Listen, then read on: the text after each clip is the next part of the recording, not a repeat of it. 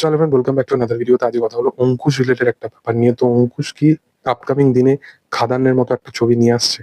তোমরা সকলেই জানো যে অঙ্কুশ গত বছরে মির্জা বলে একটা ছবি ডেলিভার করে। সেই ছবিটা নিচের জায়গায় মোটামুটি একটা ডিসেন্ট কালেকশন করে। মির্জা যেরকম খরচা হয়েছিল প্রোডাকশন হাউস ফিগার থেকে যেরকম যেরকম জানা গেছিল, সেই কালেকশনটা কিন্তু মির্জা নিয়ে আসতে পারেনি।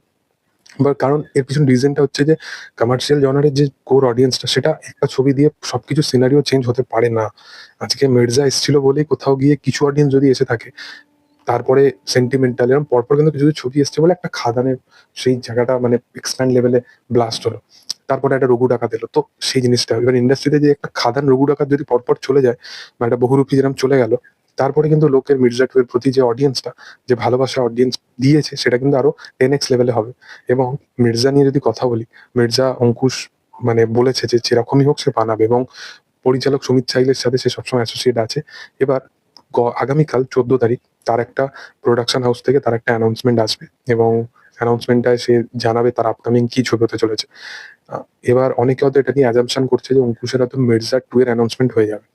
আমার মনে হয় যে অঙ্কুশ যেহেতু গত বছরে মির্জার মধ্যে একটা স্ট্যাবলিশ কাজ করেছে, পারফরমেন্স ভালো ছিল, ইটসেলফ ছবিটার লুক এন্ড ফিল ভালো ছিল, তো ছবিটা ঠিকঠাক ছিল। খারাপ ছবি কখনোই আমি বলবো না মির্জাকে। মির্জা ছবি হিসেবে আমার ভালো লেগেছে।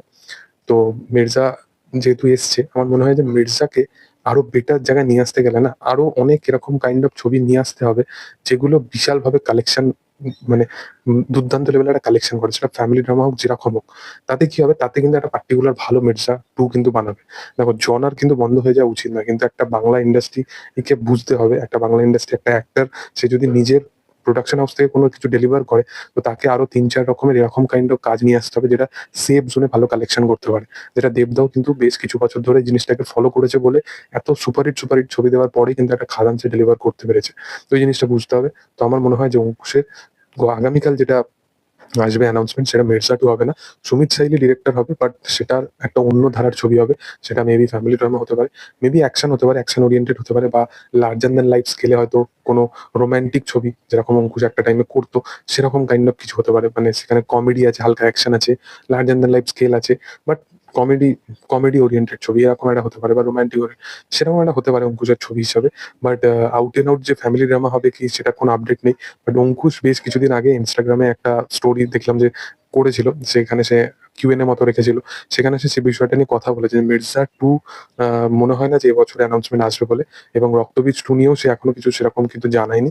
তার এই বছর একটা ছবি আসছে সুমিত সাহিলের সাথে, সেটা জানা, কিন্তু সেটা মির্জা টু আমার মনে হয় হবে না। দেখা যে সেটা আপকামিং দিনে কি হয়। তোমাদের কি বক্তব্য? তোমরা কোন ছবিতে অঙ্কুশকে দেখতে চাইছো সেটা অবশ্যই কমেন্টে জানাতে পারো। ভিডিও ভালো লাগলে লাইক শেয়ার সাবস্ক্রাইব করে দিও। Thank you. বাই।